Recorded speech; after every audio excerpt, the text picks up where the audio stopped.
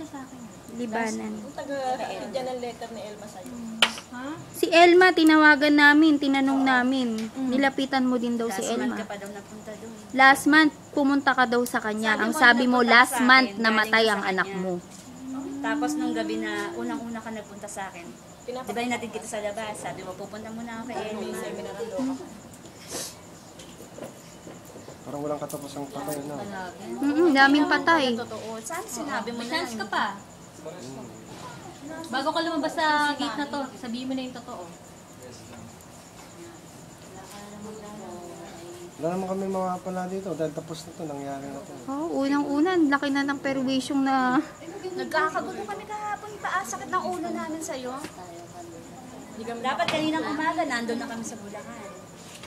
Kasi nung una pa lang sinabi namin sa'yo na gusto ka namin puntahan eh. Gusto namin puntahan yung anak mo. Nung nag-deny ka na parang ayaw mo kaming papuntahin sa Bulacan. Tsaka, tanda mo yung sinabi mo sa akin nung gabi. Sabi mo, 2,000 lang ang kailangan. Kinabukasan, kaharap mo kami. Sinabi mo sa kanila, 3,000. Daw. Tapos pagdating sa kanila, Nakisakay lang daw siya. tumaas na naman. Sama na po.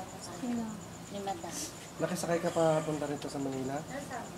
Sa anong sinakyan? Kanina. Service ng mga ano, yung deliver ng mga Kendall. Anong oras ka malis doon? Ng umaga? Anong oras ka dumating ng Manila? Kanina lang po, 6. Bakit ganun kahaba? Palipat po kasi.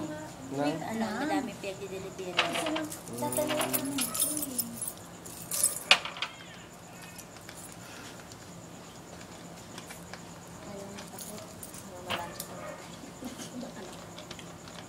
Huwag mo lang gagawin sa susunod yan ha. Dahil ano, Next time, pag Next lalapit time. ka, yung totoo lang. Kasi Hindi. ready naman tumulong lahat eh. Basta yung totoo lang. Ano yung plano mo? Di ba tinext kita? Ang sabi ko sa'yo, meron akong hawak na 10,000. Gusto ko kasi umuwi sa buwan.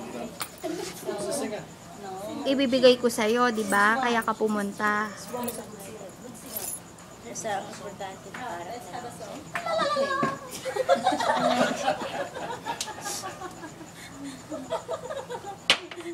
Gusto mong kain?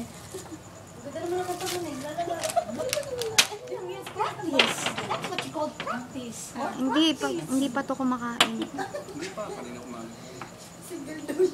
Kain ka ha? Inom ka? Inom ka? pwede rin. Ito naman parang nananak.